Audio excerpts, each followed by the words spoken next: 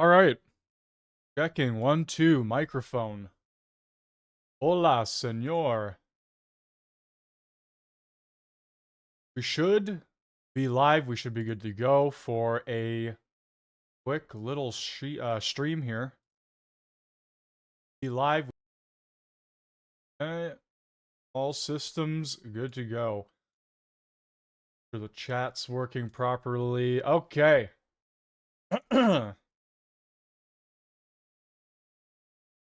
January 7th. Obviously yesterday. January 6th. A lot of crazy things happened. Covered a bit of it. Had Kamala handing out the certificates, solidifying Trump's victory. It was pretty funny to watch. We got some more stuff coming out here. We got conservative leaders from pretty much all across the board coming out. Not too happy with the prorogation or proroguing of Parliament. I don't blame them. I don't think anybody is honestly happy that government is going to get prorogued and has been until March 24th. Just delaying the inevitable. Trudeau stepping down. I think the biggest issue is he's not going to receive any accountability for what he has done. I made this clear in yesterday's stream. He's just going to disappear. He's appeared, and now he will disappear. But Canadians are celebrating the resignation of Trudeau. Rightfully so.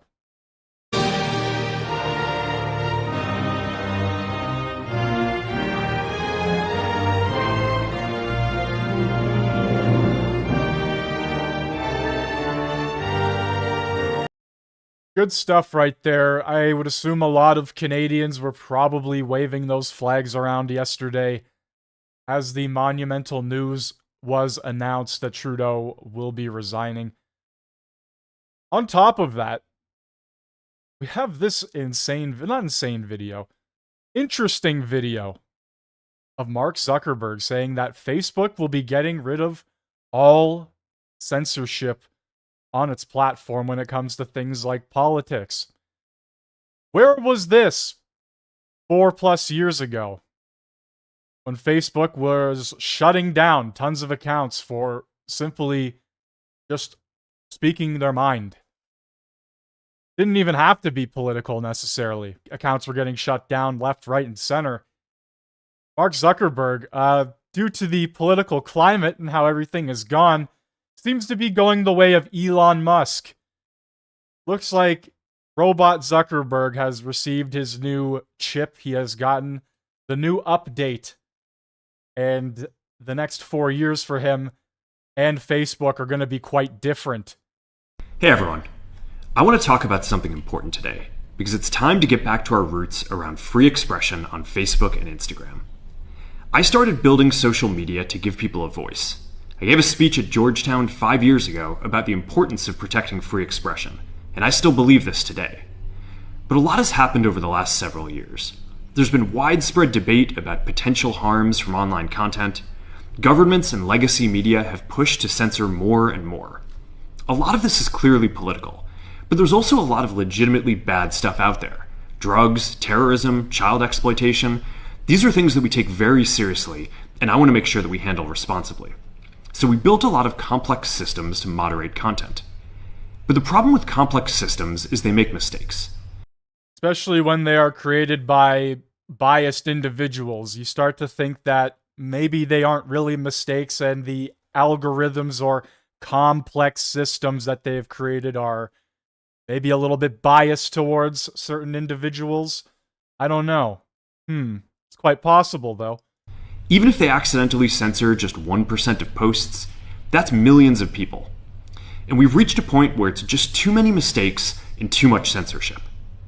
The recent elections also feel like a cultural tipping point towards once again prioritizing speech.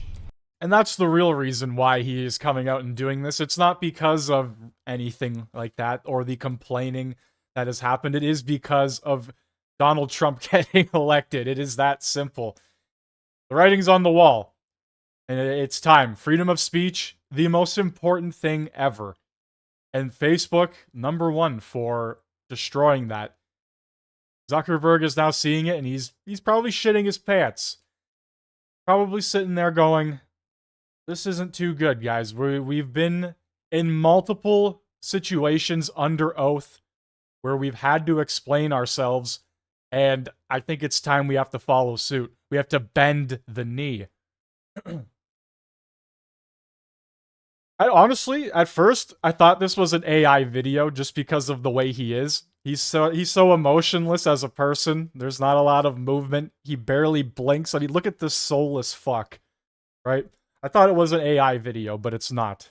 At least I hope it's not, because everybody in the world would be fooled right now by this. The simple fact of the matter is, if Kamala were to have gotten into office, I don't think this announcement would have happened. I don't think the freedom of speech, this whole speech that he's giving here about freedom of speech would have happened.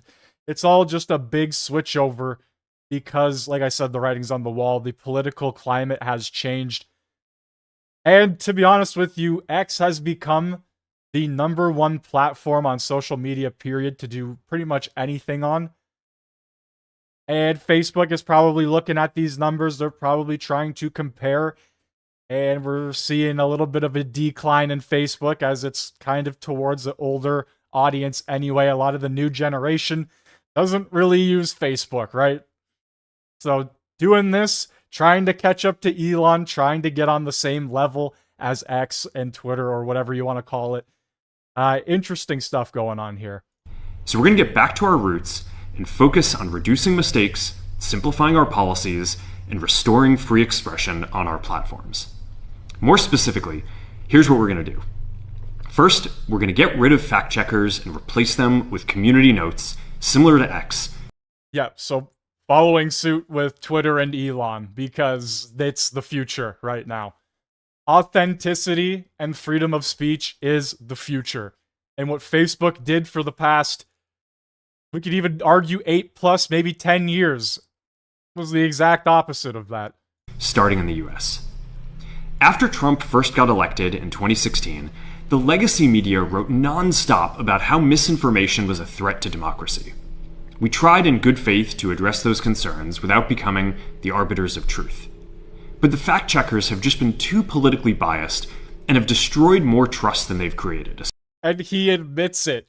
He openly admits that the fact checkers that they have brought on to Facebook were too biased and they created more problems than they fixed. He flat out admits it here. And that's the real reason I wanted to bring up this video. That's the real reason.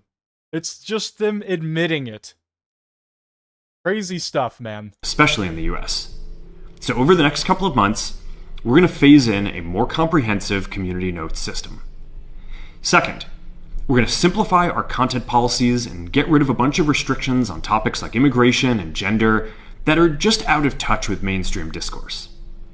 What started as a movement to be more inclusive has increasingly been used to shut down opinions and shut out people with different ideas, and it's gone too far. So I want to make sure that people can share their beliefs and experiences on our platforms. Third, we're changing how we enforce our policies to reduce the mistakes that account for the vast majority of censorship on our platforms. We used to have filters that scanned for any policy violation. Now, we're going to focus those filters on tackling illegal and high-severity violations. And for lower severity violations, we're going to rely on someone reporting an issue before we take action. It simply comes down to just get the community noters. I don't think anybody that uses X has an issue with the community notes. I think most people get more enjoyment out of community notes than there is any sort of negativity towards it. Look, at the end of the day, the internet does not need restrictions in terms of freedom of speech. Facebook has been number one on that level of shutting people down, and they've been that way for years. Now the writing's on the wall. Trump is in office. Zuckerberg was probably going to get a big spanking, metaphorical spanking, So, and based on all of the oaths and the sentences that he most likely were to have faced based on Facebook's policies, a lot of things coming into play here. Zuck is a scared puppet, exactly. Yes, fuck Zuckerberg, I agree 100%. Doesn't matter what this guy says now, it's already all out there, and he's admitted it.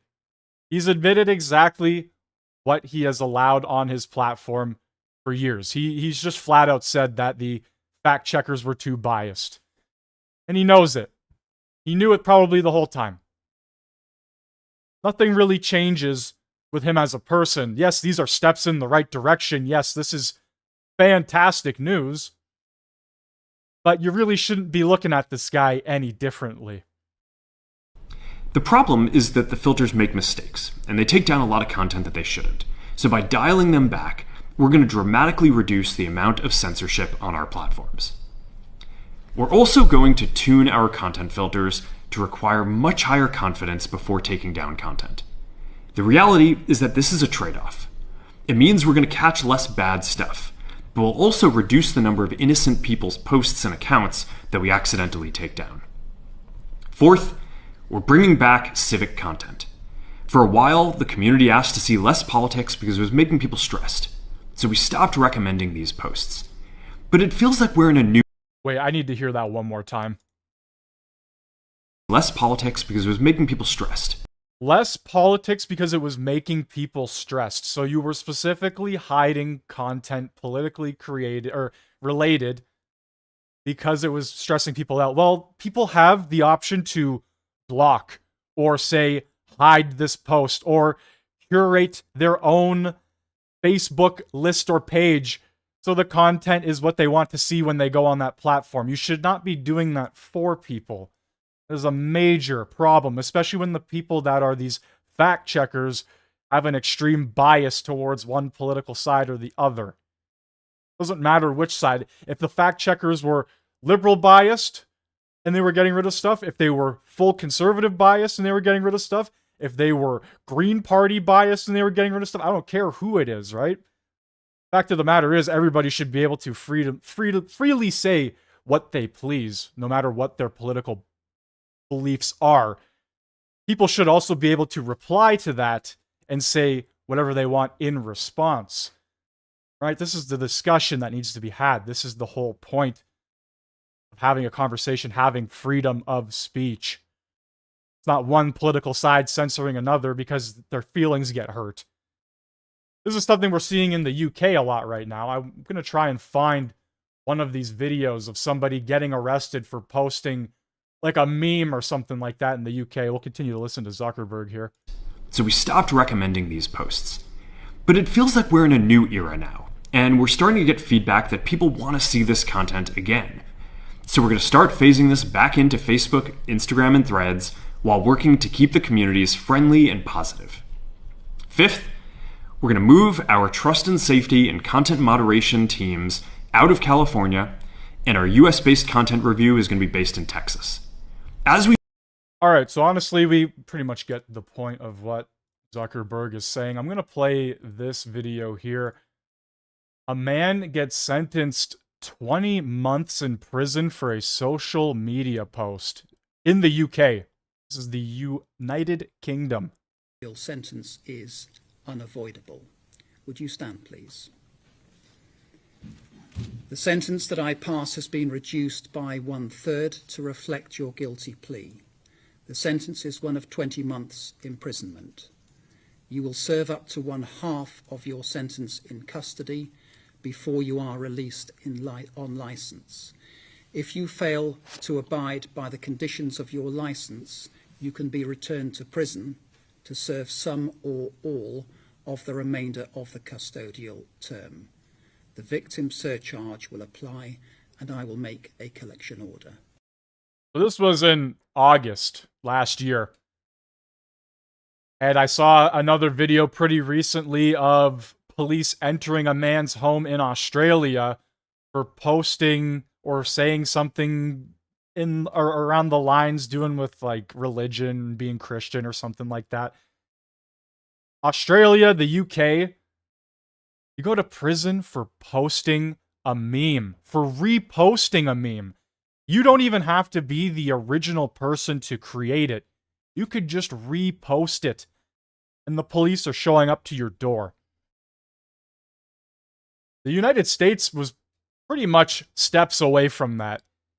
With the censorship and everything going on, I'm telling you, man, if Trump didn't get into office, it would have been a very, very different 4 years, especially with social media. I bet you X or Twitter, they'd probably be in some serious shit right now, following into the lines of Facebook with their censorship. The United Kingdom, in that entire area right now, just not a good place to be. All right, guys, Conservative House Leader Andrew Scheer is speaking with reporters. This happened a few hours ago.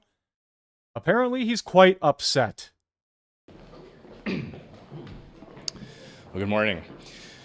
Today, the Public Accounts Committee was supposed to meet to start the consideration of a non-confidence motion in this Liberal government.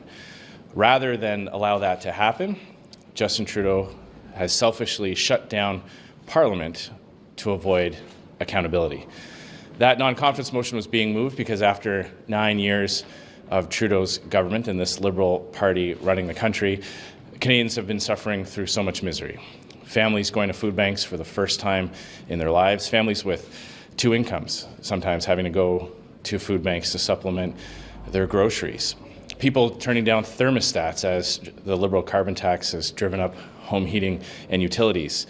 Homeless encampments in tent cities popping up all across the country. 1,400 tent encampments in Ontario alone. Violent crime rising by 50% since the Liberals took office. All of this has caused so much suffering and hardship, and Justin Trudeau kept desperately clinging to power, even as more and more of his own MPs expressed non-confidence in his government. And rather than do what was right and allow the Canadian people to have their say in a carbon tax election, Justin Trudeau has run and hid from accountability and cowardly announced his resignation rather than give Canadians the choice, putting this off till sometime in March. All this at a time of great uncertainty that Canadians are facing. We've got an incoming administration in the United States threatening our country with tariffs. We've got very poor economic news in the past few weeks. Our dollar has been sliding, and as I said, 6 consecutive quarters of per capita GDP declines.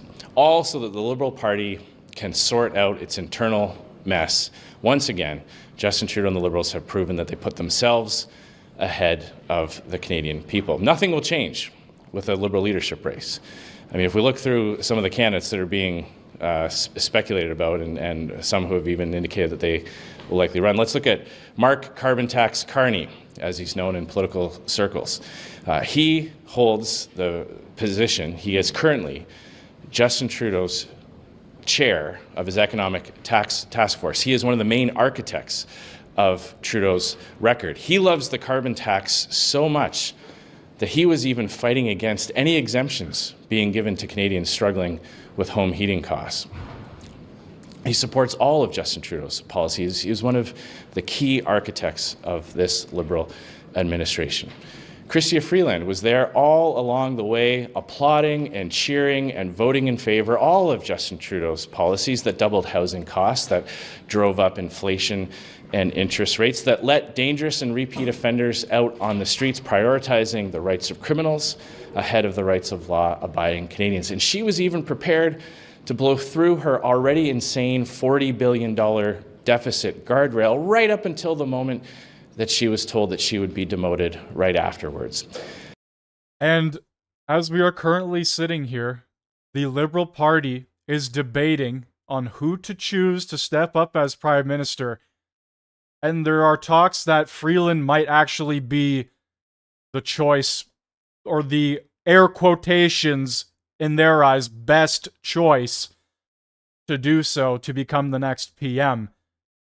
Are these MPs insane? She was beside Trudeau the entire time. she is equally to blame for all of this, just as much as he is.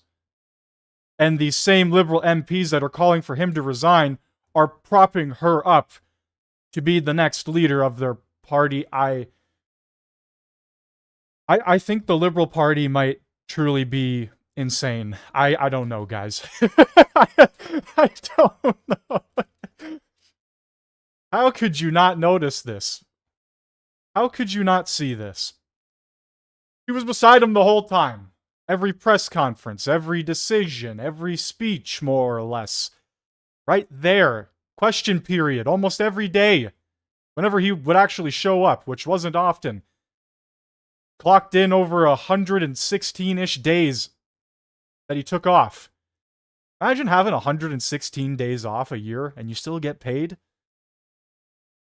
God, I wish I could have that job. Wish most people could have that job.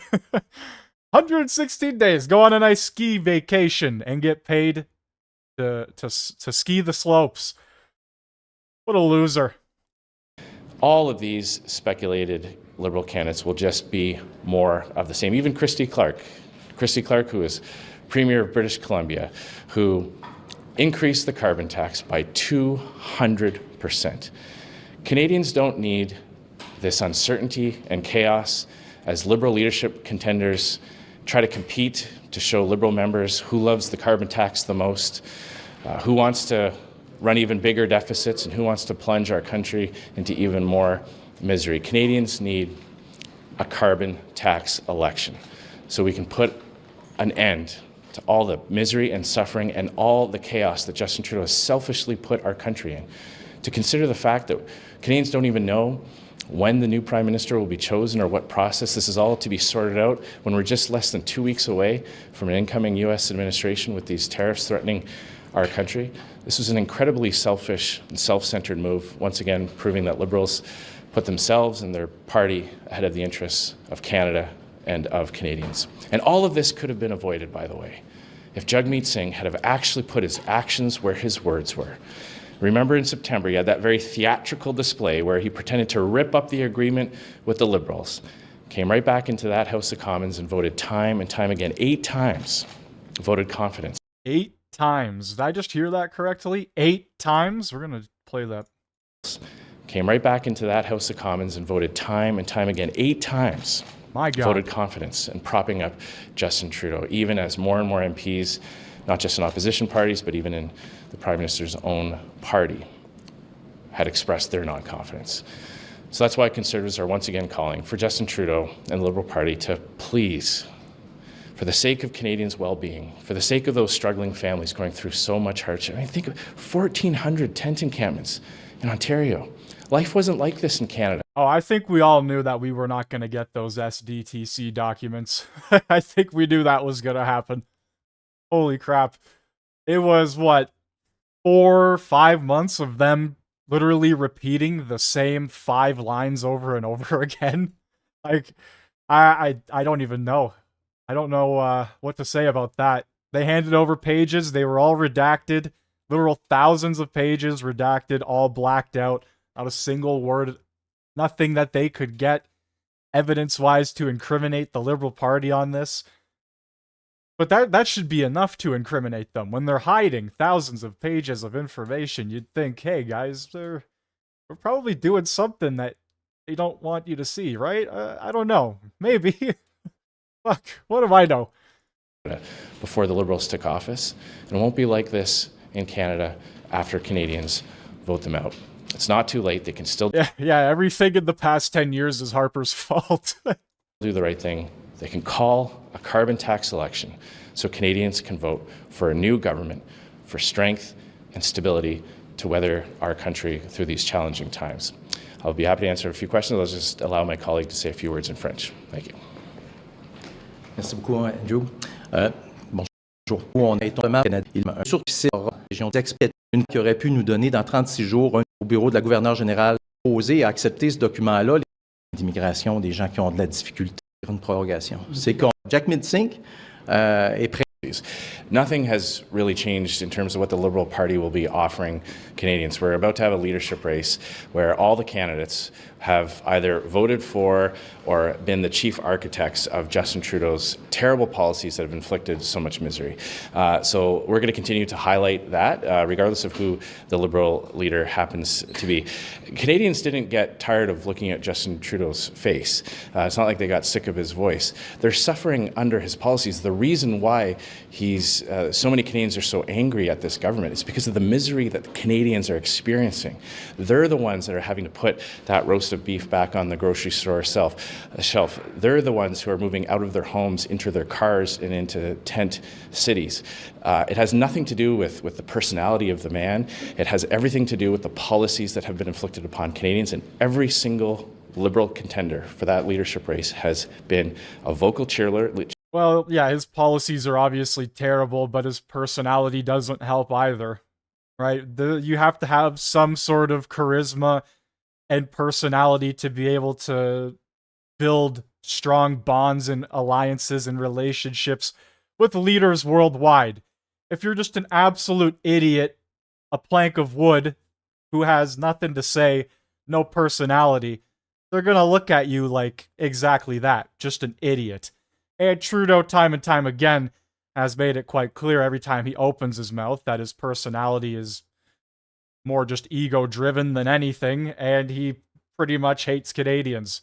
He says he's for Canadians, but he puts the air quotations price on pollution directly on all of us to pay when places like, realistically, China are 80 million times worse than us. But hey, I guess let's keep paying for something that we already have a net zero in, essentially.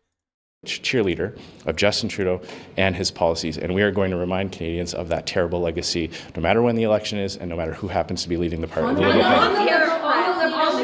On the leadership race, as we know, there have been concerns about foreign interference in past Liberal nomination campaigns and others because of the party's membership rules. What is your assessment of that? And do you have concerns about it going into a leadership race? Do you think the party ought to change the rules? Well, we've had major concerns with how Justin Trudeau and the Liberals have handled foreign interference. They've dragged their feet. They've resisted accountability. They still refuse to release the names of members of Parliament that were listed in the Security and Intelligence report.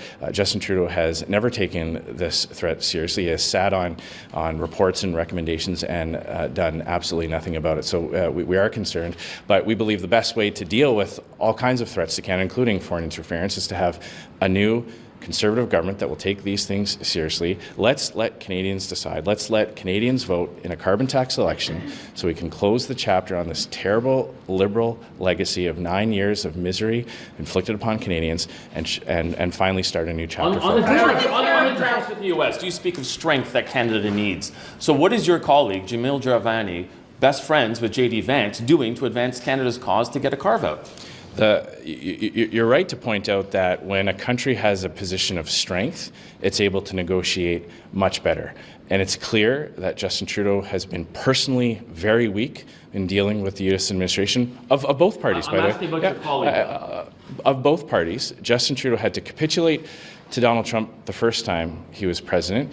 He then backed down to President Biden, failed to get an exemption on softwood lumber or Buy America, failed to get new energy exports to the United States. So Justin Trudeau has been incredibly weak personally, and he has put our country in a position of weakness by imposing a carbon tax on Canada when the United States doesn't have one, chasing away jobs and investment. There are fewer voices in the U.S. fighting to maintain access to Canadians' markets. So our entire party, our entire caucus is focused on making Canada stronger, bringing in economic measures that will grow our economy, make more investors around the world fighting to get into Canada instead of fighting to pull out of Canada and invest in other countries. On foreign interference and the rules about the race that my colleague was asking about, you say the Prime Minister and his party have not released the names, but your leader has not looked at the report unredacted to see the names, potentially names that concern him, and take action. So now that we are going into an election clearly in the spring, what's your party doing? for foreign interference to make sure that there isn't any in your party and in nominations? Well, we all know why Justin Trudeau wanted to silence our leader. He wanted to put our leader, Pierre Poilievre, in a position where he could know information but do nothing about it. Justin Trudeau is the Prime Minister today. He has the power to release those names. He has the authority. No. Of nominations, of signing nomination papers. So what's your party doing? Well, listen to these reporters, man. They are so bloody entitled. I can't stand them. I honestly can't. It's very clear.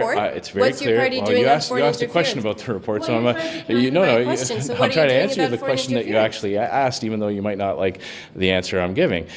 Justin Trudeau has had years to respond to the threats that have been reported to him through CSIS, through our National Security Agency. He refused to do it. It took brave whistleblowers to raise the alarm, and only then did this Liberal government do anything about it. So I'll let party officials answer questions of that nature, but there's no question that had we had an election in the fall, we could be in a position of strength. We could be tackling all these issues. We could have a much stronger economy. We could have a stronger administration with a clear mandate from the Canadian people, limping along for the next few weeks because Justin Trudeau backed down from a fight, because Justin Trudeau recognized that he had lost the confidence of the House, of Parliament, but refused to let the Canadian people decide an election. I mean, that's essentially what he's done. He's essentially, by proroguing and shutting down the Public Accounts Committee, he's effectively moved the inevitable date where he will face a non-confidence vote from the end of January to the end of March. Those are 2 extra months of uncertainty and chaos and misery that Canadians will have to live through, and it's put our country in an incredibly dangerous position when dealing with the United States.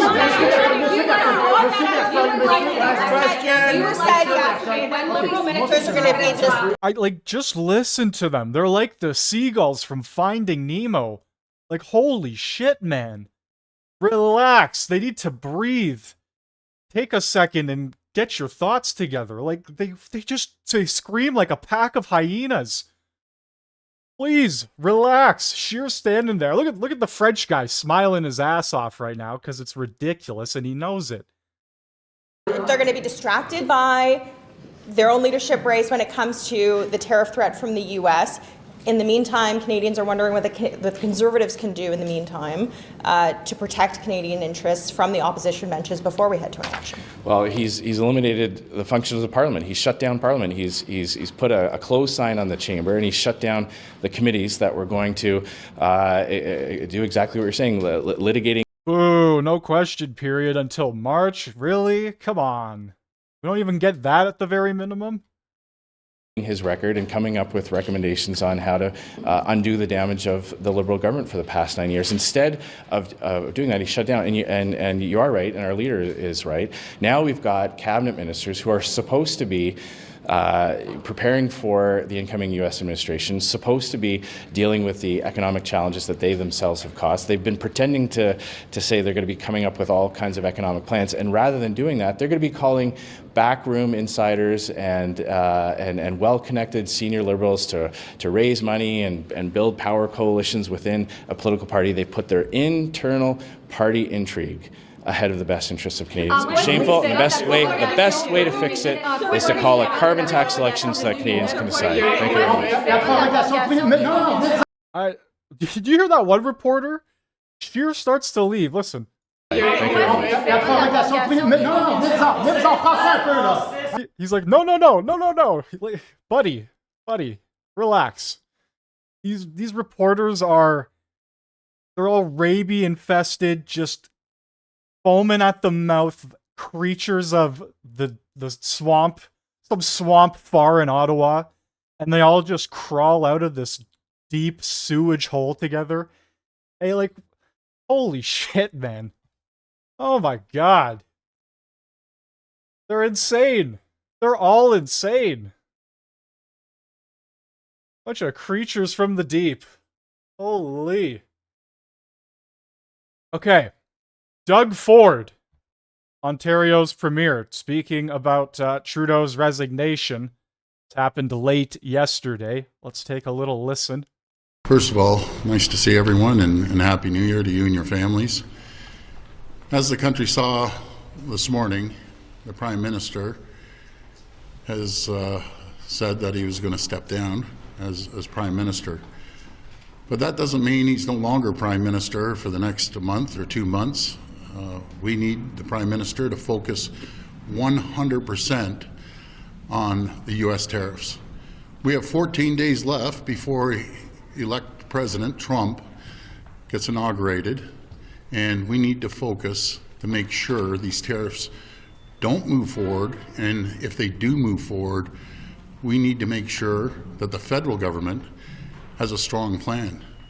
The Prime Minister said he'd sit down with all the premiers, face-to-face meeting. I still want to hold him to that promise. He still will be Prime Minister for a month, maybe 2 months, but that has to be his number one focus. We have a great group of A month, maybe 2 months. Oh, I wish that were true. I really wish that were the case. I've got a solid feeling it's going to be a lot longer than that, guys. of premiers. As chair of the Council of Federation, reaching out to the premiers to get together as early as this week to have a conversation and make sure that we are ready to support the federal government in this time of uncertainty at the federal level.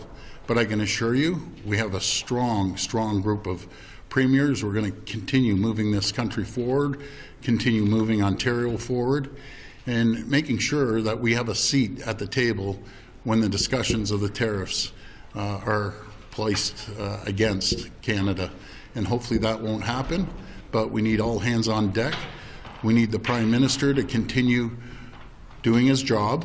Prorogation doesn't mean vacation. It means... It definitely does mean vacation in terms of the Liberal. They are probably sitting back right now, still getting paid. They're probably scrambling. They're probably shitting their pants, don't get me wrong, but this is more or less just an extended vacation. They're going to do a whole lot of nothing. That's honestly what they would normally do anyway if Parliament were to continue, a whole lot of nothing, but they get to do extra a whole lot of nothing. Not cool, is it? Yes, Happy New Year to you all. I don't know if I've said that, but 7 days into the new year, I'll say it again. Trump is not joking around. No, that is just the solid fact of the matter. The tariff, I don't want to say it's a threat, but the tariff threat, for lack of a better term, he's very real about that. Very, very real about that. Just a couple days ago, I'm not going to say exactly where, but a city nearby was busted for some local dealers, some big time stuff too, not just like, oh, I got a couple grams of this or that, you know what I mean? Like some bad, big time bad shit, to put it lightly, and into loose terms, as loosely as I can get here. So yeah, they want the borders fixed because of stuff like that. People that have things like fentanyl specifically. A drug that, if you honestly carry, in my opinion, you should get a life sentence. You should be put in prison for the rest of your life for carrying or distributing or any amount with fentanyl specifically. It takes less than a grain of salt to kill somebody, and that's terrifying shit. That should be very terrifying to a lot of people.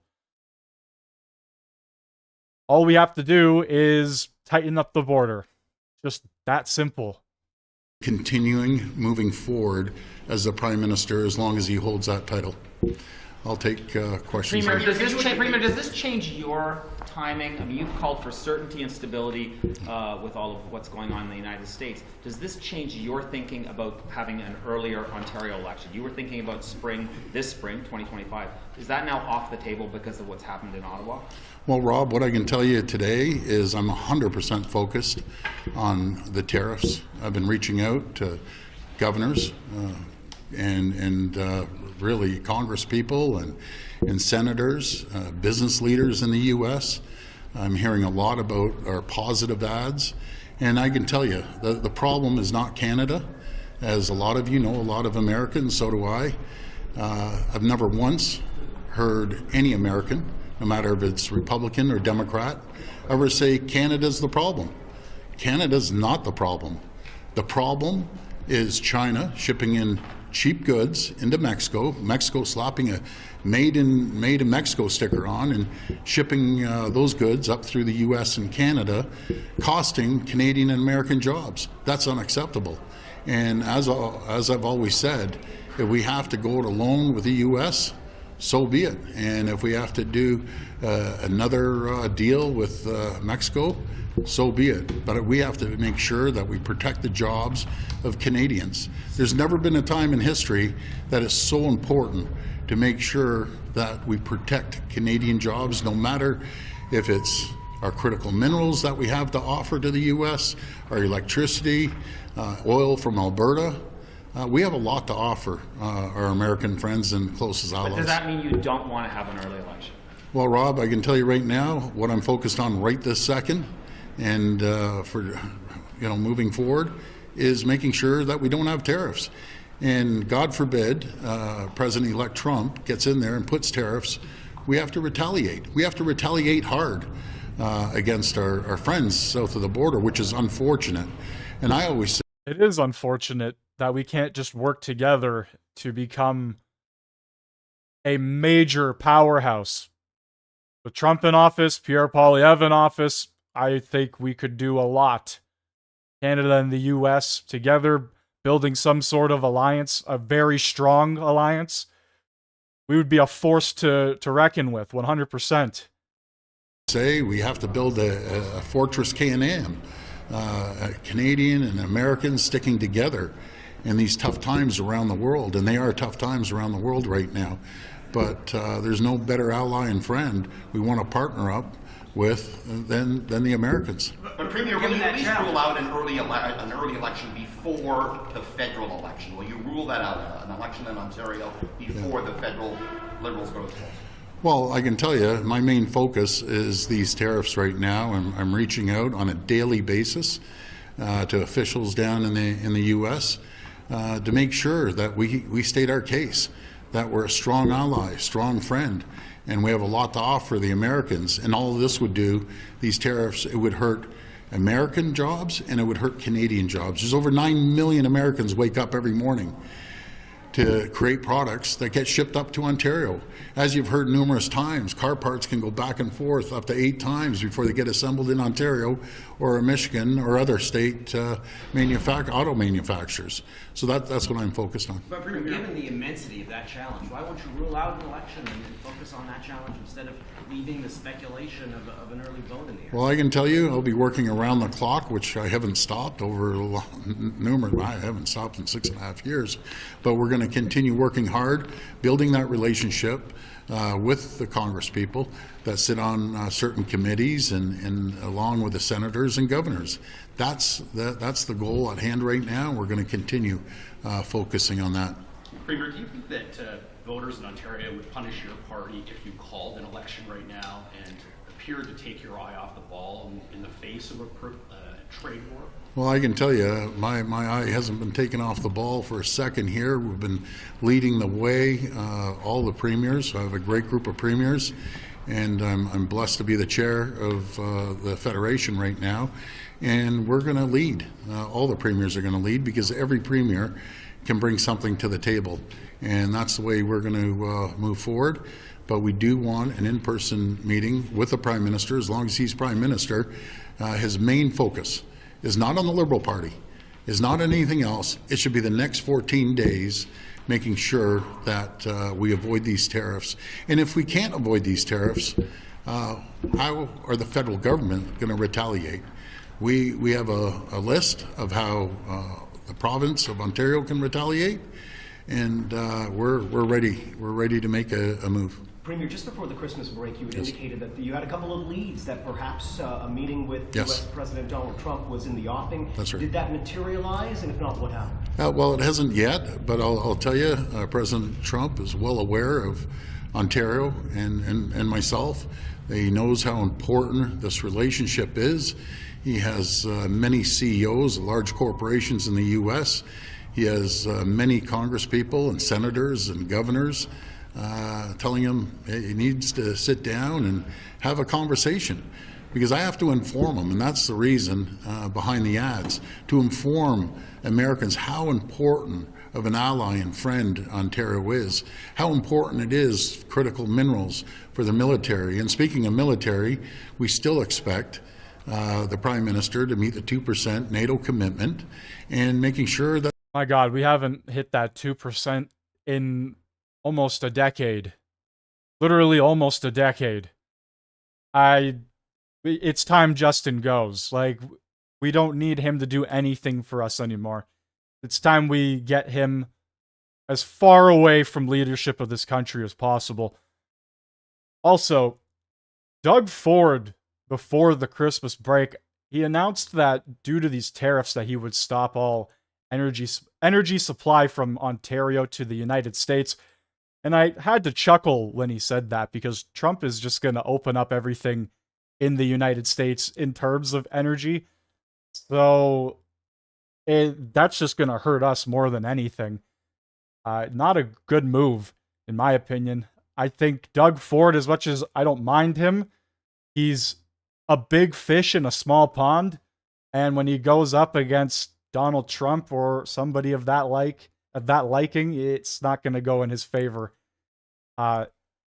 He's just the premier of Ontario. He's acting like he's running the whole country. That they secure the border. They came out with a plan. The plan is good, but now we need to see action on the plan to secure our border. And that's on both sides of the border, by the way. It's not just the Canadian border, it's the American border. We do have concerns if he deports, as he says, thousands of people. They don't start heading up to the Canadian border. We have a plan here in Ontario to work with CBSA, work with the RCMP and OPP and municipalities that run along the border. Folks, we have the longest border in the country. It's 2,727 kilometers long that are connected to the U.S., and there's many crossings that we have to make sure that the federal government secures, but we'll be there to support the federal government. Trump once again talked about the idea of now a merger between Canada and the United States. You would dismiss that as a joke. At what point do you say that that's no longer a laughing matter and something that should be taken with quite a bit of seriousness? Well, I know under my watch for Ontario, it'd never be for that at all. We have the greatest country in the world. We have the greatest province anywhere. Any sub-sovereign nation is Ontario, and the rest of the provinces as well. Do you think he's joking? We would, you know something, to the president, I'll make him a counteroffer. How about if we buy Alaska, and we'll throw in Minnesota and Minneapolis at the same time? So, you know, it's not realistic. I know he likes making these comments, and he likes joking around. I take that seriously. He may be joking, but under my watch, that will never, ever happen. Premier, how do you think today's news is going to affect the fight against tariffs? Do you think it's going to make Canada's position harder to get across with a leader who's got one foot out the door? I think, to be very frank, I think you're bang on. When there's uncertainty around the world, and the whole world has heard the news, you know, we need to make sure that the premiers step up to make sure that the people of Canada and Ontario from coast to coast to coast understand that we have their backs. The system's still going to continue to move. We're still going to attract investments here in Ontario and across the country. The oil in Alberta is still going to move. The electricity is still going to move south of the border, and our critical minerals will as well, along with all our goods that we manufacture here in Ontario. We're the third largest trading partner in the world, Ontario is, to the U.S. And Canada obviously is number one in the world, but we have to continue making sure the flow of goods go across the border back and forth without any tariffs. But Premier, are you concerned that the next 2 months, as you mentioned, Justin Trudeau will seemingly be Prime Minister? Yes. For the next 2 months? Are you worried that it'll be wasted time with a seemingly lame duck Prime Minister? Well, another good point. You know, that's the way our system is built. It's a democracy. He'll be on for, again, no one knows exactly how long, maybe a month, maybe 2 months. But this is when all Canadians... Or until October. Canadians step up. This is when our provincial and territorial leaders step up and our municipal leaders step up to make sure that we send a message to the whole world that we're open for business. We're going to continue to be open for business and attract new investments because, again, we have the greatest country in the entire world. There's no other place that can compare to Canada, no other place that can compare to Ontario. Last question. Could you speak about your own relationship with Justin Trudeau? Over the last 6 years while you were Premier, you guys have gone from something as adversaries to having a large number of economic investments here thanks to the federal government under Trudeau. What has your relationship been like over the course of your time as Premier? Well, thanks for that, Colin. You know something, I always believe I don't care about political stripes. I've said it 1,000 times. No matter who's in the office, the Prime Minister, or who's the local mayor of the city, I don't care if they're from the Orange Party, the Green Party, the Red Party, the Blue Party. I'm going to do what's in the best interest of Ontario. Yes, we've had some really good deals for the people of Ontario. We worked together in the pandemic, as we all did, right across this country. So I always look at positive things that we've done, and we'll continue to do positive projects with a new government as they come in, or the new Prime Minister, whoever that might be. Do you prefer Chrystia Freeland, who's a good friend of yours, or Dominic LeBlanc, who's another good friend of yours? Yeah, they're both really good people. I'm going to leave that up to the Liberal Party. Oh no, okay, I've just lost all respect for Doug Ford. That was the final nail in the coffin. Good friends with Chrystia Freeland?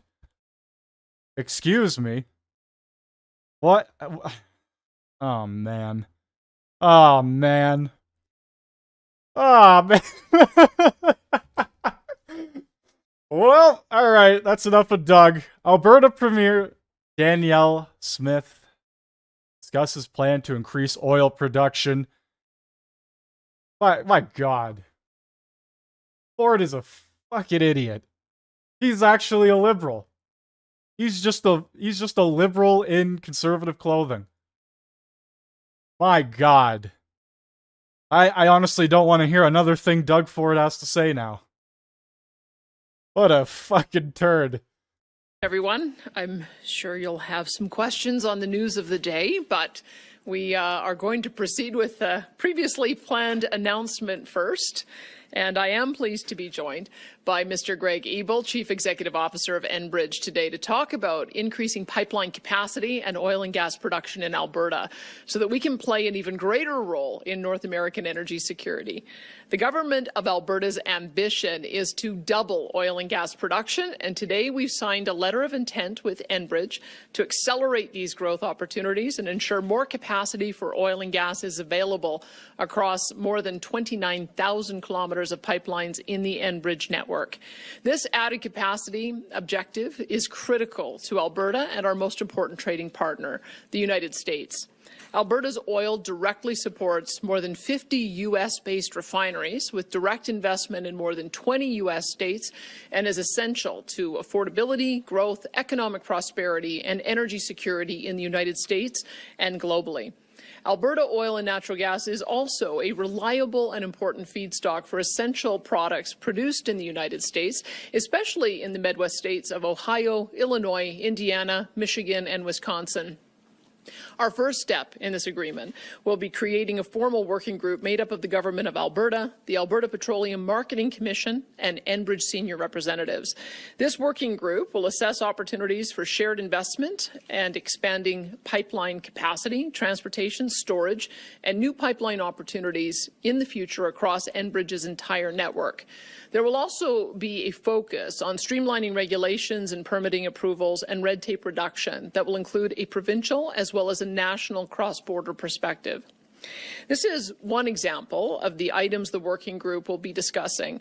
Others include direct engagement with the Canadian Energy Regulator to expedite capacity expansion and permitting and approvals for oil and gas in Alberta and across borders that today are too slow and too cumbersome and in no way reflect the need to compete with impending regulatory reform coming in the United States.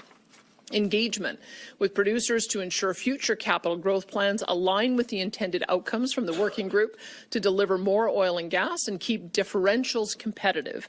We will identify actions our government will need to take to streamline approvals and expedite policy in support of accessing barrels through our existing bitumen royalty in kind program and developing a program for gas royalty in kind sooner.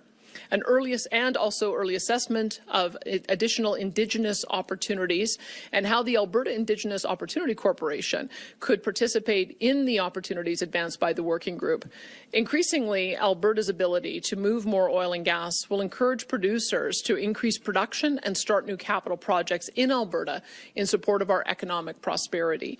Recent discussions with oil sands producers identified that over the last year, organic growth in the oil sands was over 7%. These added pipeline capacity plans will require more production and more capital investment in the future. Doubling oil and gas production in Alberta has been a goal of my administration since about day one. Increased production means increased investment, increased jobs, and increased royalties for Albertans. Today's announcement is about our work with Enbridge, and we thank them for their leadership and action in support of doubling Alberta's oil production going forward. The opportunities that they have identified are significant, and now the work begins to advance these in support of our shared ambition. We are also in discussions with the other pipeline companies and look forward to advancing ideas and opportunities that can continue to provide Albertans who own this resource with investment returns and proactive market access opportunities for Alberta's oil and gas assets in the immediate future. Alberta cannot afford to be passive when it comes to providing our energy to North America and globally to the billions of people who today live in energy poverty. We have a responsibility to ensure our oil and natural gas has market access. Actions like this announcement with industry today ensure that we will be active in this responsibility and active in this pursuit with our largest trading partner, the United States, who shares these same values. Alberta's exports of 4.3 million barrels per day of heavy oil, which is almost equivalent to the amount of light oil that the U.S. exports globally today, demonstrates the critical alignment of our North American oil market and highlights our long partnership in support of addressing energy security globally. Alberta accounts for 56% of total U.S. oil imports, enabling them to export light oil to European, Scandinavian, and Asian countries from the United States. The U.S. needs to import heavy oil from somewhere, and we believe we are a far better partner than Iraq, Iran, or Venezuela.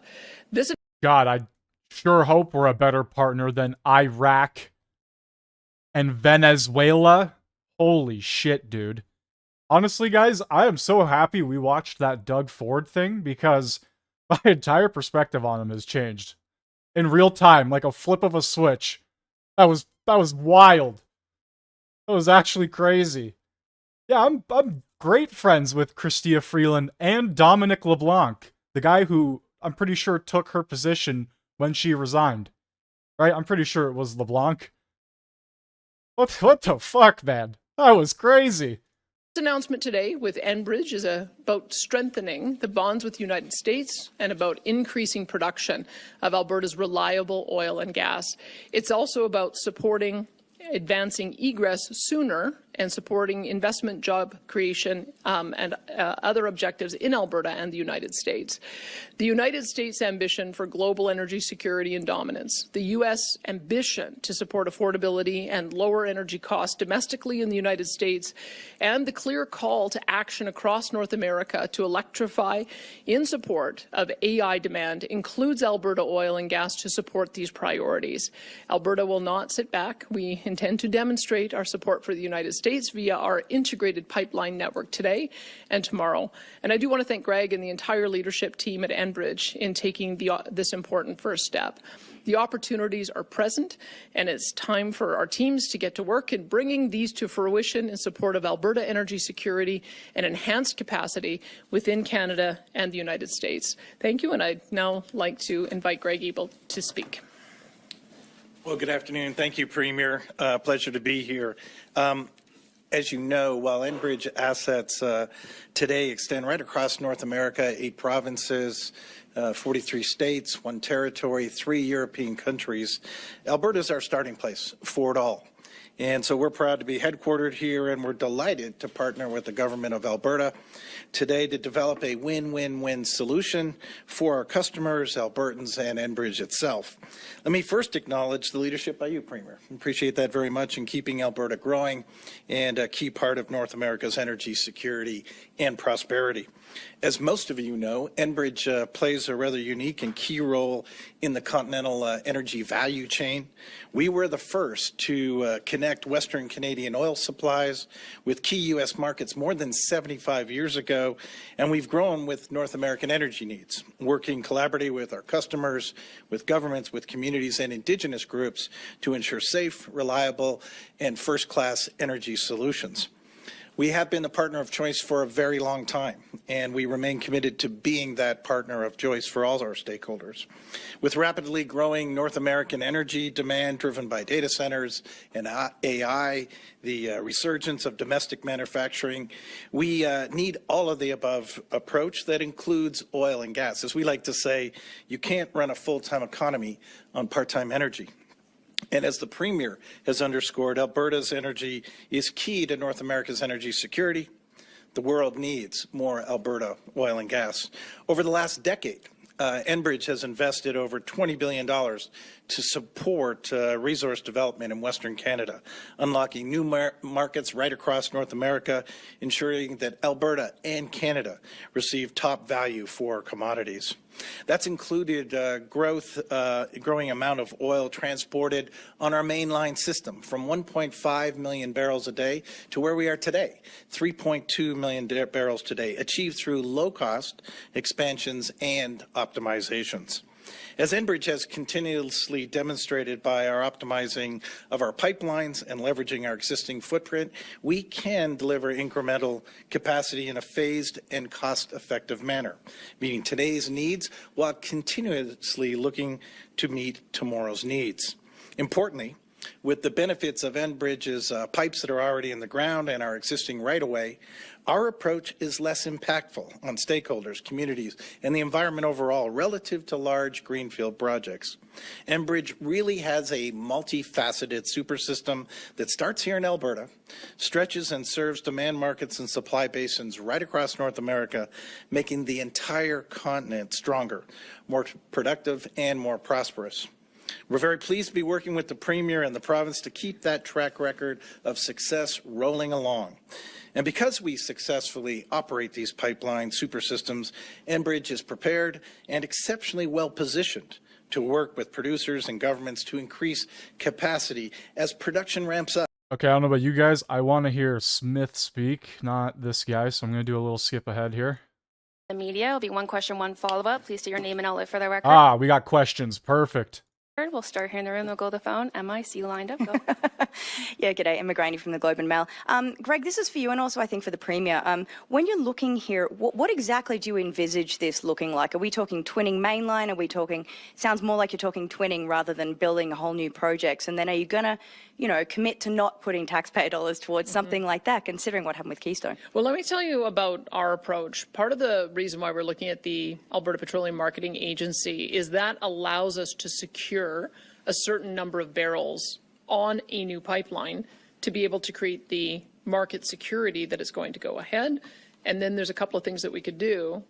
We could take our oil in kind and then be able to fill that that pipeline with that, or we could act as an aggregator for some of the smaller producers, because we have heard that that's one of the complications that they have. So that's the role that we would play, is being essentially the first on the line to send the signal to the rest of the marketplace that this is a pipeline that's going to go ahead, and we intend to be one of the producers on it. That, I think, is a way for us to give the security without putting up potentially cash dollars of taxpayers. That's what we're hoping to see. We'll see how the market responds to this. But we have also sent a signal to other pipeline companies that we're prepared to do the same thing. So we hope that this is the first of several types of announcements like this. And I'll turn it over to Greg to tell you a little bit more about what he would have in mind about how to increase that pipeline access on the Enbridge lines. You know, thank you, Premier. I think it goes back to the fact that we've been able very efficiently to increase capacity over the last 20 years or so. It's that same kind of thing. We have several 100,000 barrels of capacity additions we think we can take on that are not large builds, that can ramp up as growth ramps up from our producers here. It's a little early to kind of give you all those details, but again, over the next couple of months and throughout the year, I think you'll be impressed, as I always am, by the producers here in the province and their ability to grow. And as the Premier says, yeah, we're not looking for dollars and cents from the government. Obviously, it's about them utilizing the pipeline systems to get the best value for Albertans for the commodities that are produced here. And then when it comes to production, obviously, you're going to have to convince companies to want to actually increase production as well. And there's a lot of uncertainty in the global energy market about where they're going to go with that right now.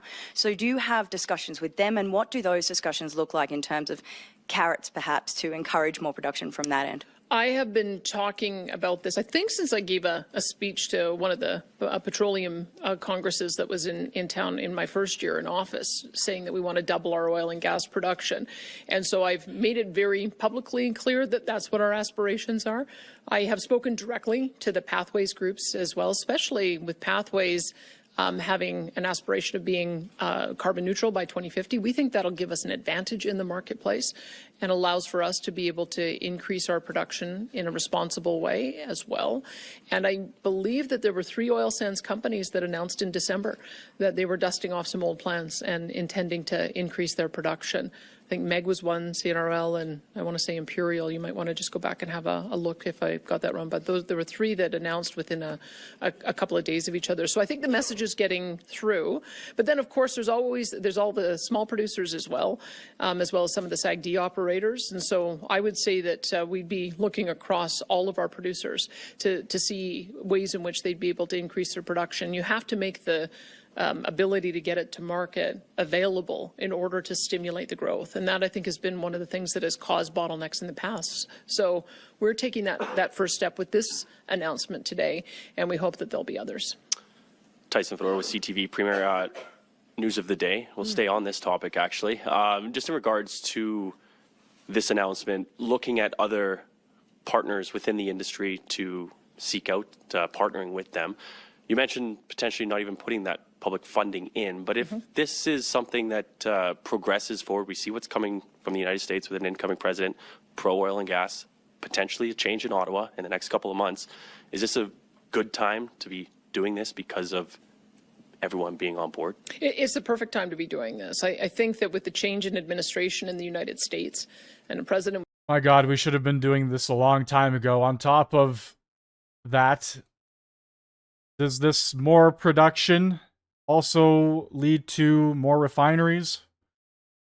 Because I've said this time and time again, and a couple of you guys have said it in chat, we can't keep selling off just raw, unproduced or unfiltered energy to then buy it back tenfold. It's just not sustainable.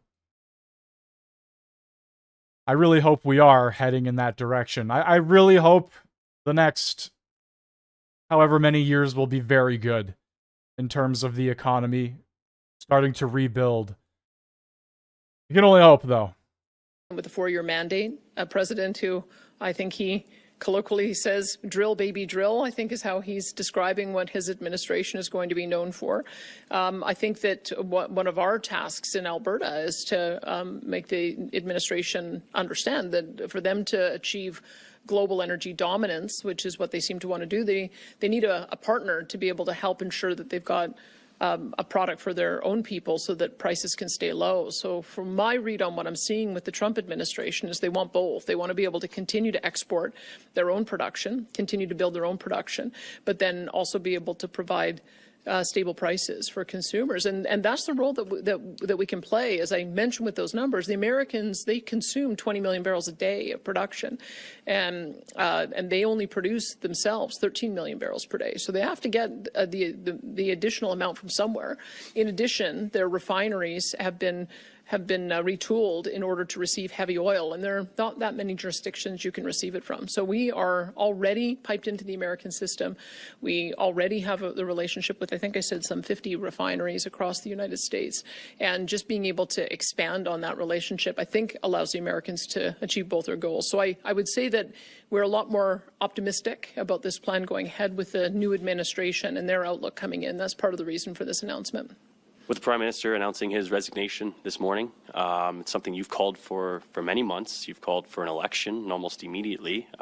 It looks like that might come in May. Do you believe with this announcement today, ramping up production, that your fight with Ottawa is slowly winding down? I would say that I have been calling for an election.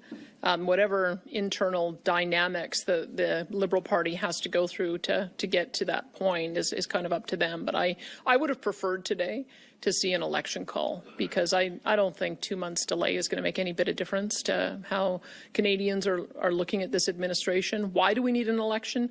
We need an election so that whoever is in the chair has a 4-year mandate. And so when we go to negotiate with the United States, there's some certainty about who the players are going to be at the table. So I'm a bit disappointed that we didn't get an election call today. I think that would have been the better outcome, and it would have allowed for the Prime Minister to go to the public and see whether or not they support his agenda of the last number of years. I think the polling results suggest that's not the case.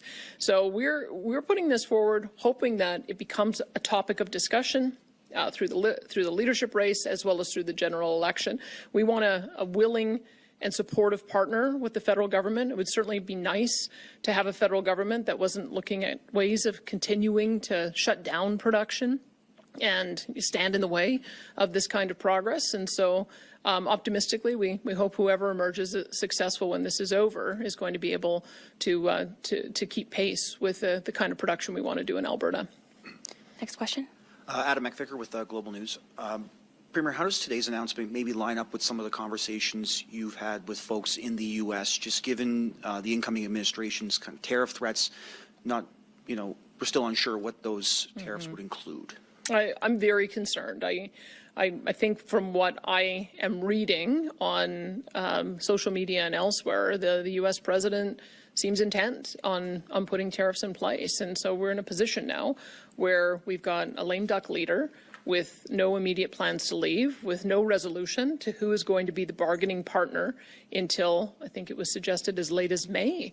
So I believe it's up to myself, the other premiers, to make the case to the Americans ourselves in the absence of federal leadership.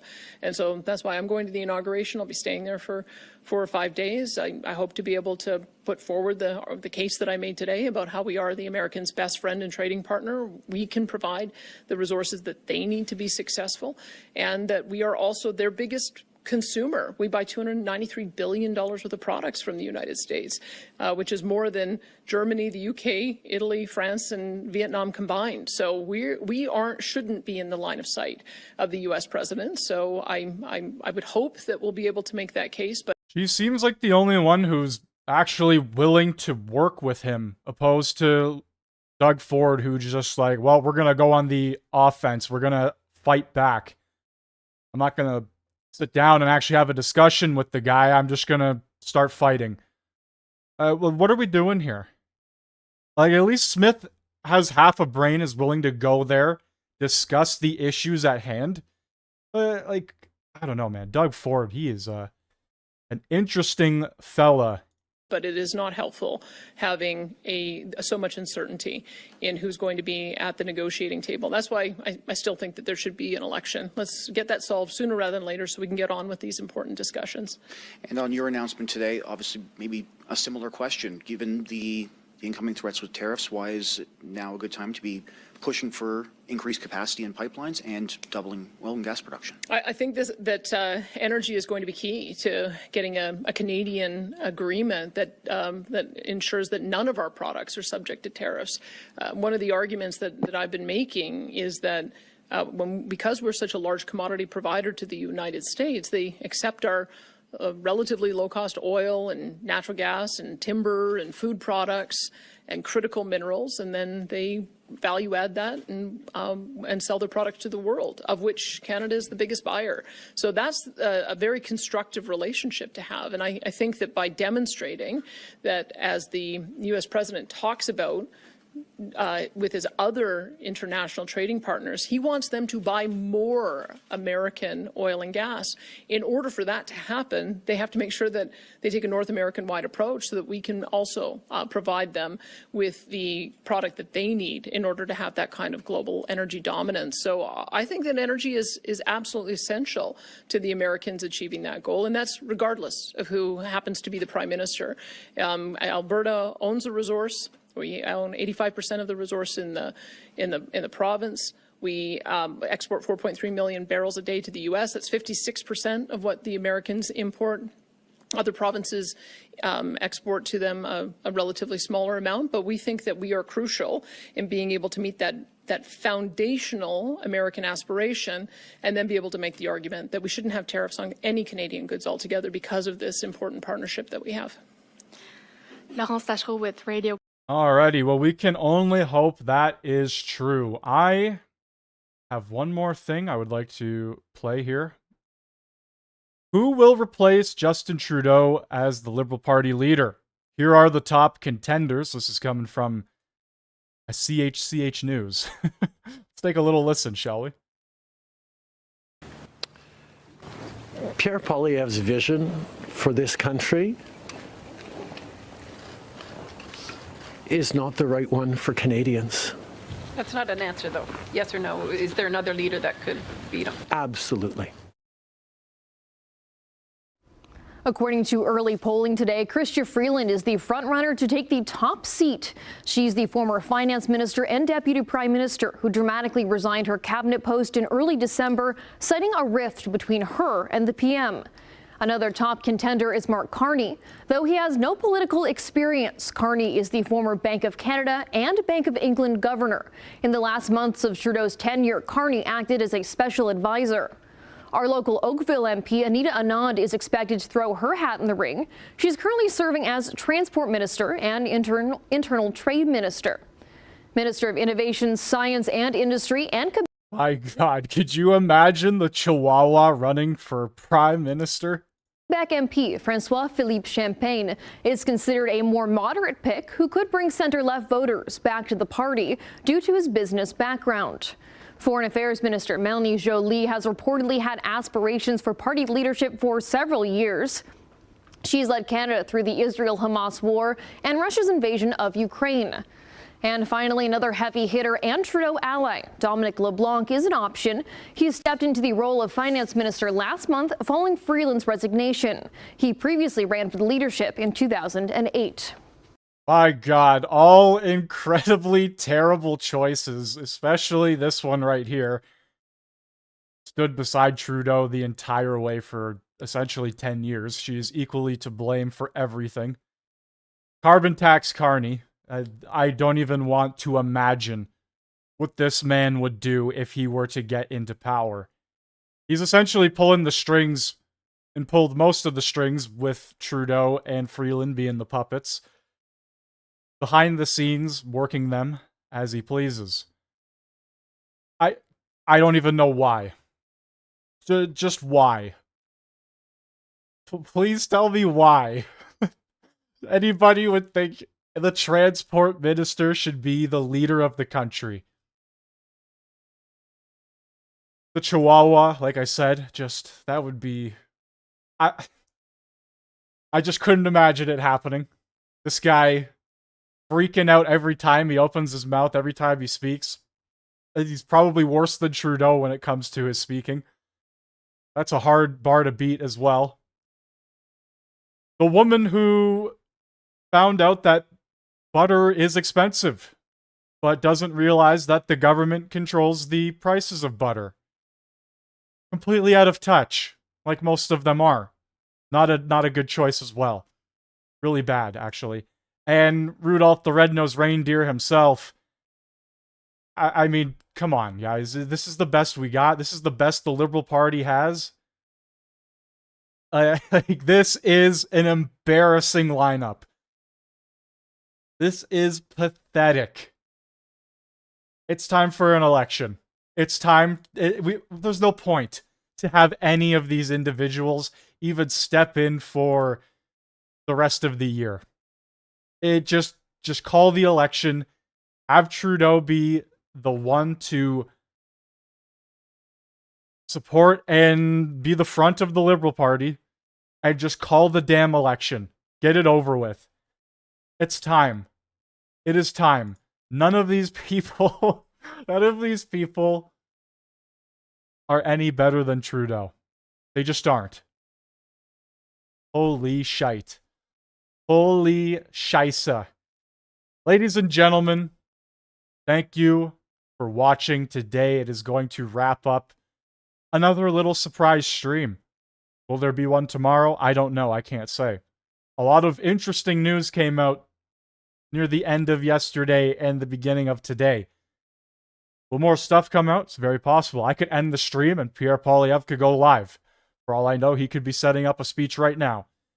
But that is going to bring today's stream to a close. Thank you all for being here. Make sure you hit that like button, hit that sub button if you haven't already, and if you are new here.